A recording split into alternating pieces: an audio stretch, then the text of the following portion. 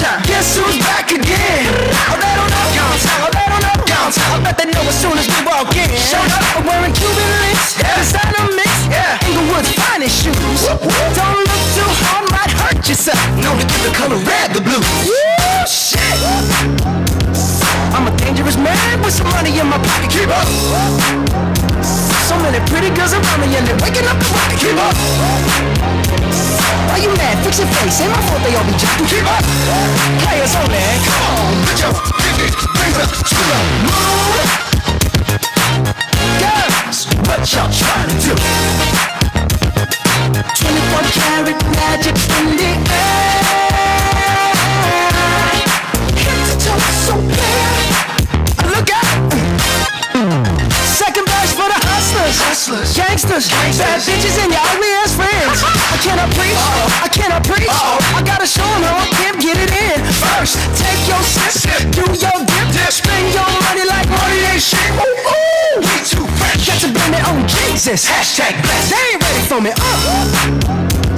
I'm a dangerous man with some money in my pocket. Keep up. So many pretty girls around me and they're waking up the rocket. Keep up. Why you mad? Fix your face. Ain't my fault they all jacking.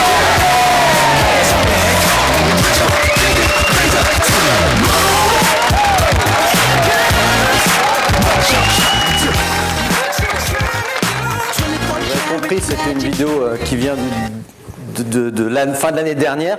J'ai un peu pris le contre-pied, on parle du digital. Moi, ce que je voulais, c'est vous montrer nos équipes et notre environnement de travail. Ils travaillent avec passion, ils mettent toute leur énergie à la créativité pour le service de nos clients. On est une société de service. Donc, je vais vous montrer les gens qui travaillent avec le digital pour livrer des choses pour nos clients. Alors, gros coup de pression là, ce matin quand j'écoutais les présentations, c'est la première fois que je fais une présentation qui parle spécifiquement du digital et notre métier. J'entendais l'intervenant, notamment le docteur Alexandre, et j'avais le cœur qui battait, je disais qu'est-ce que je vais dire, je suis pas aussi intelligent, je suis pas fait autant de recherche.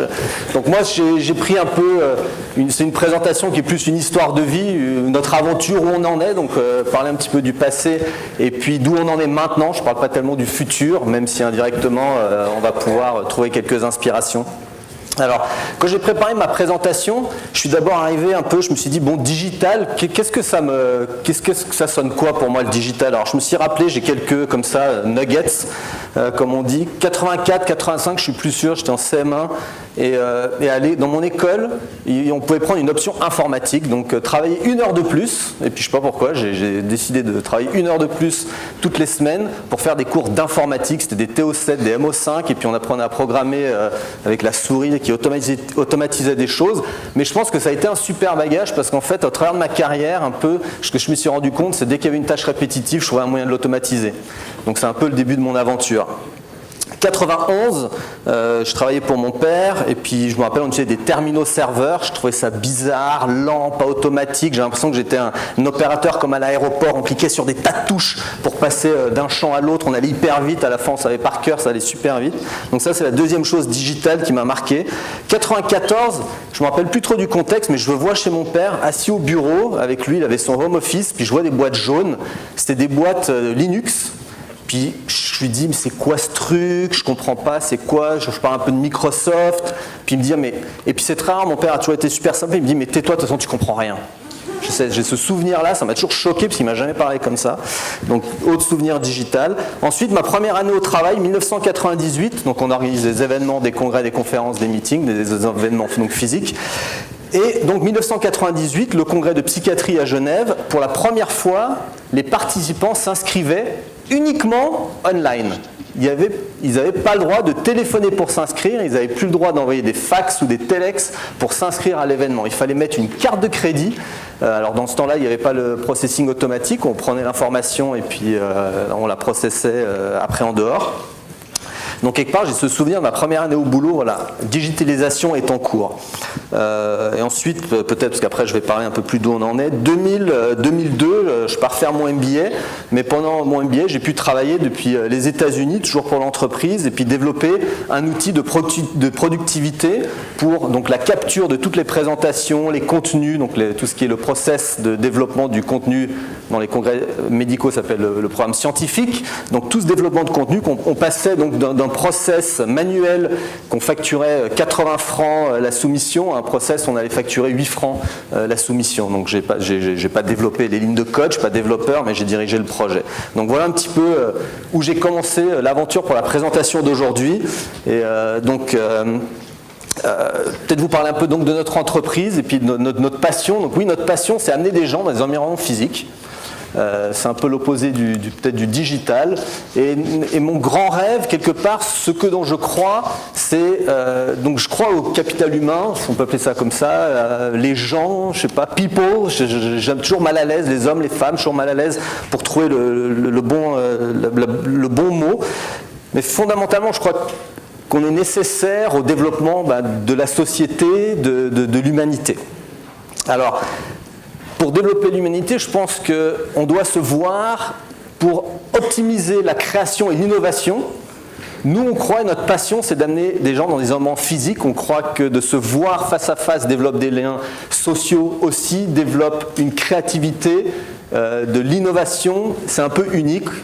Notre phrase qu'on utilise en interne, on dit « When people come together, magic happens ». Il y a aussi ce petit supplément d'âme dans les interactions physiques. Donc, c'est la mission que j'ai prise, plus de 20 ans, développer un grand groupe international qui a pour mission d'aider nos clients à optimiser et faire que des réunions physiques existent toujours aussi digitales que le monde sera. D'ailleurs, on a vu dans la première vidéo Brice qu'on va quand même dans un magasin pour toujours faire ses courses. Ils n'étaient pas tous à la maison avec un surrogate. On ne sait pas si c'était un surrogate par contre. Peut-être qu'il poussait le caddie. Donc voilà. Donc rapidement, c'est quoi ces environnements physiques? Donc vous allez voir aussi, il y a quelque chose un peu spécial qui s'est développé à travers les années. Donc nous on a divisé ça un peu en 3 catégories. Il y a les meetings, donc des conférences où notre support c'est plutôt de la gestion de projet. On a ce qu'on appelle les événements. Donc là il y a déjà de la créativité, il y a un objectif business un peu plus poussé, il y a de la création.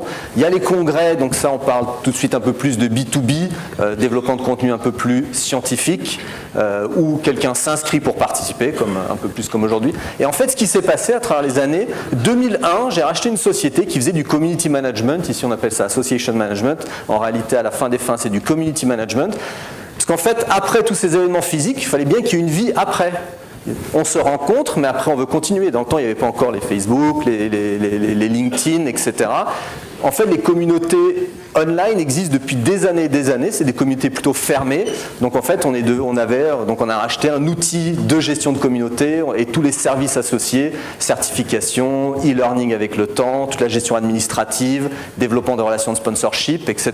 Donc tout cet écosystème en fait on peut appeler ça de monétisation dans un sens, parce qu'il faut de l'argent pour développer, et dans l'autre sens de valeur pour les membres, existe en fait déjà depuis les années 90. Donc même avant. Même des années 70 en fait. Donc rien de nouveau, c'est juste que c'est passé online et un peu plus accessible et il y a eu de la disruption.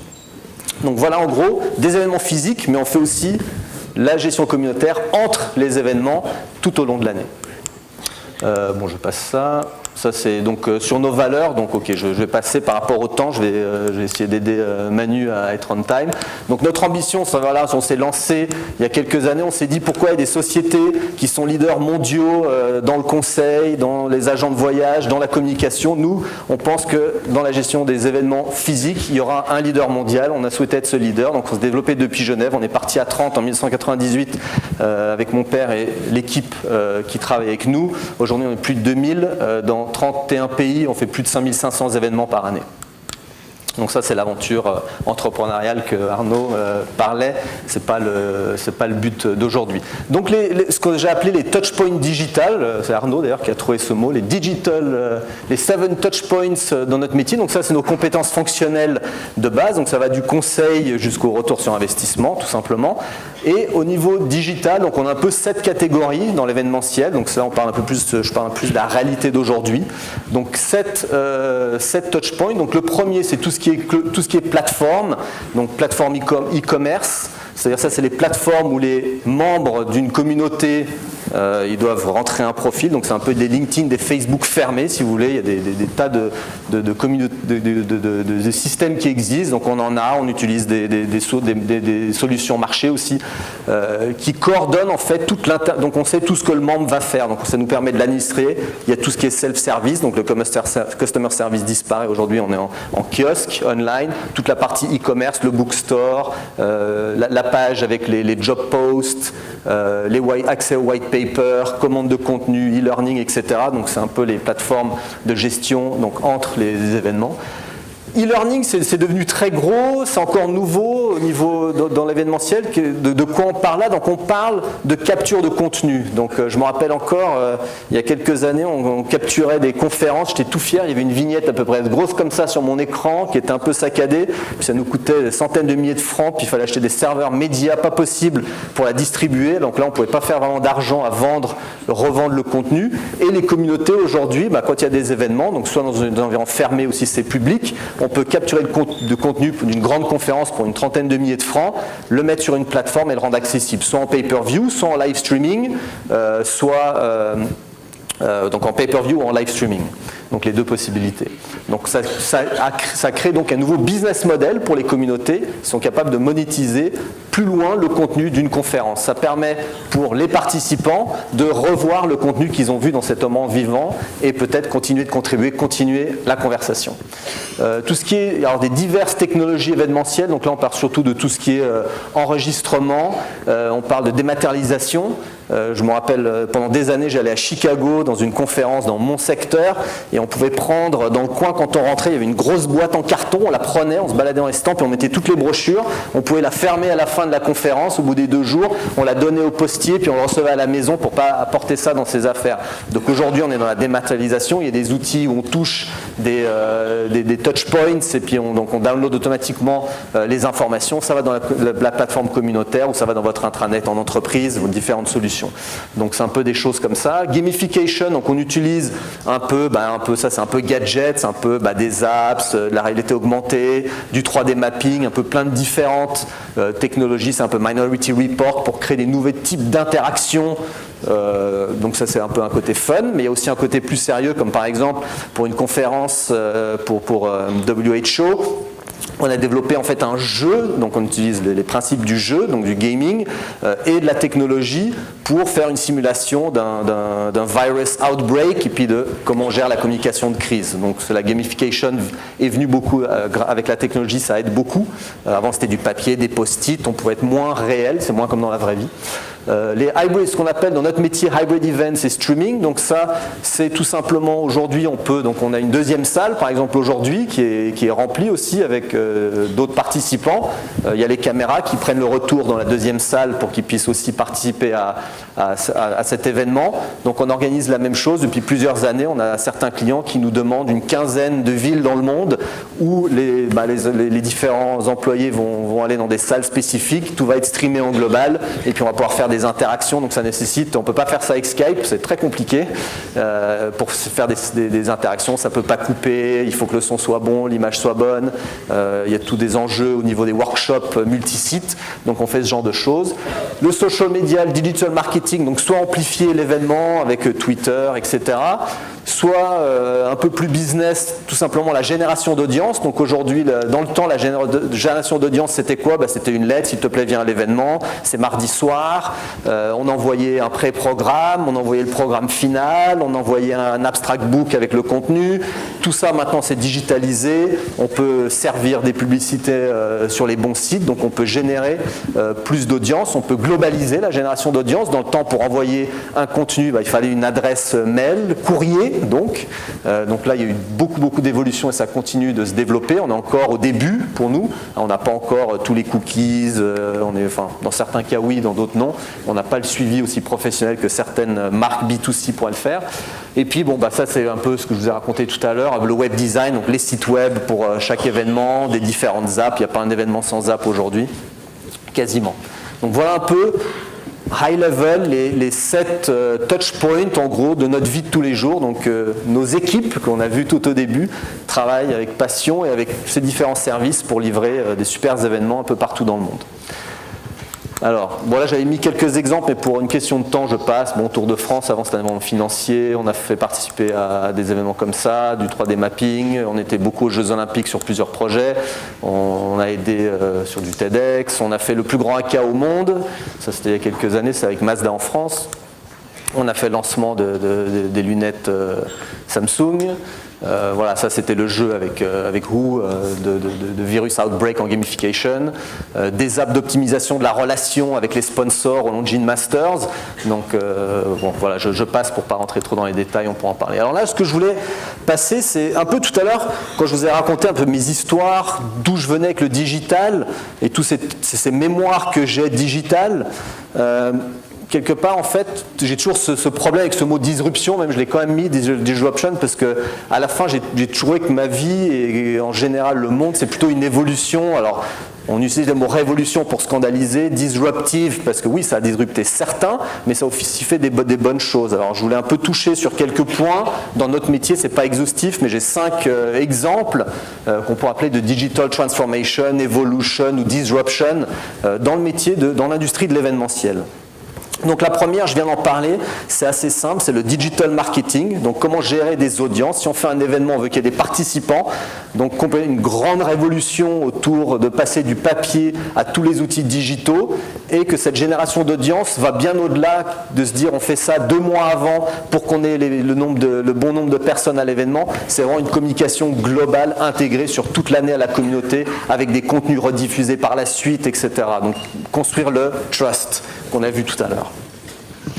Donc ça, quelque chose de nouveau et des opportunités pour nous. Donc des nouveaux types de services auxquels qu'on a dû apprendre et intégrer.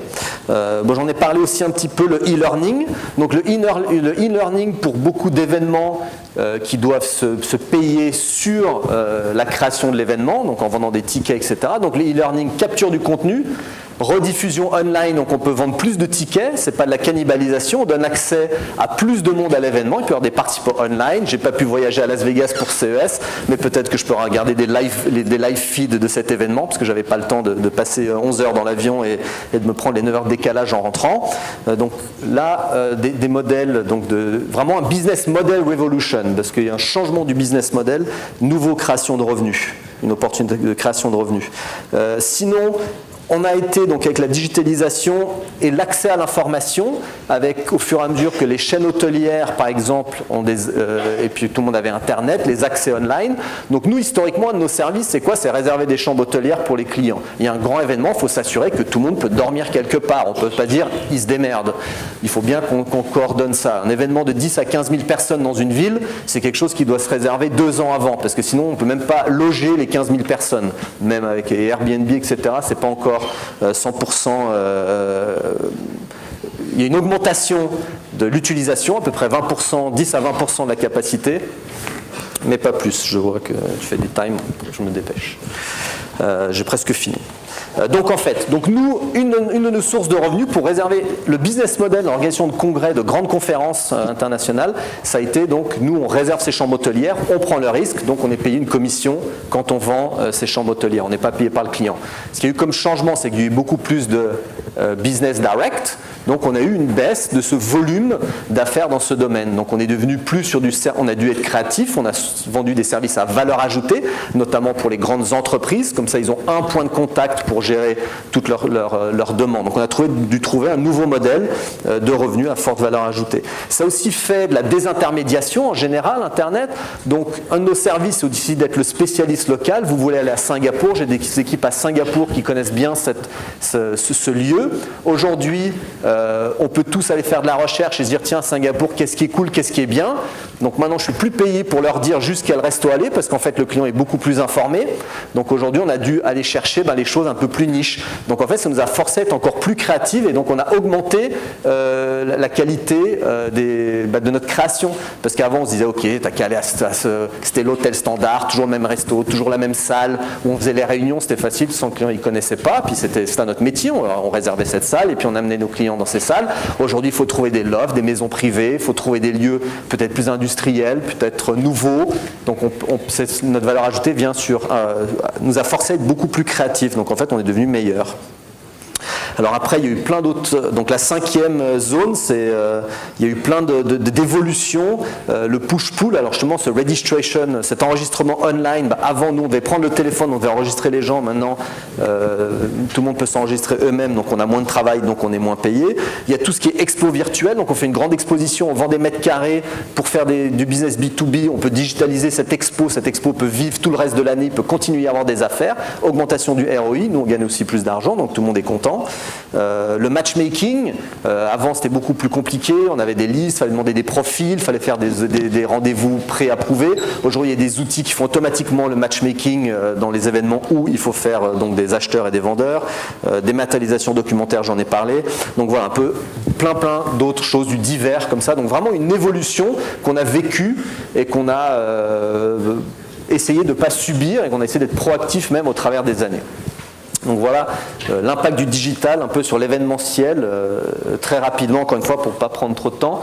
Et bon, je vais passer ça et juste finir sur ces 2 quotes que j'ai vues dans un bouquin, je crois que c'était dans un article dans EasyJet, il parlait de ce livre-là, donc je vous laisse les lire et réfléchir à ça. Et j'espère que j'ai apporté de la valeur, que ça vous a plu et je suis disponible pour des questions.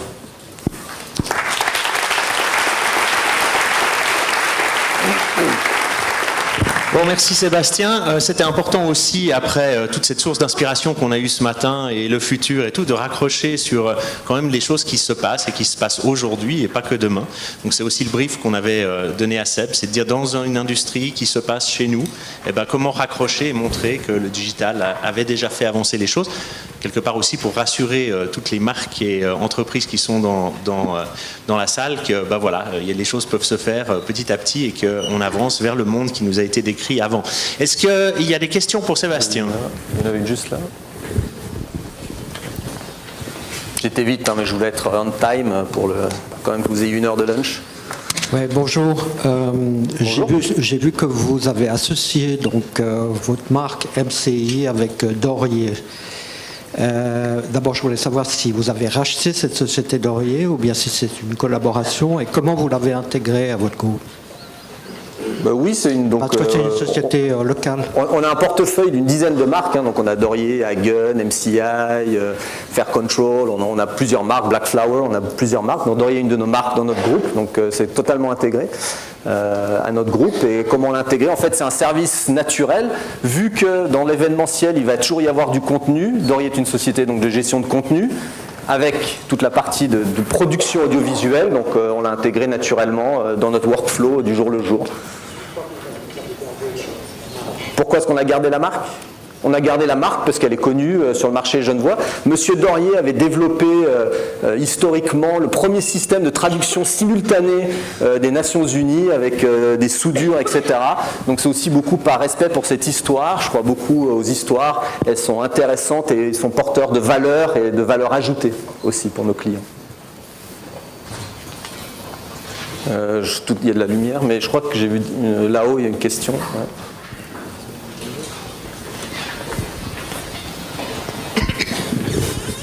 Merci, bonjour.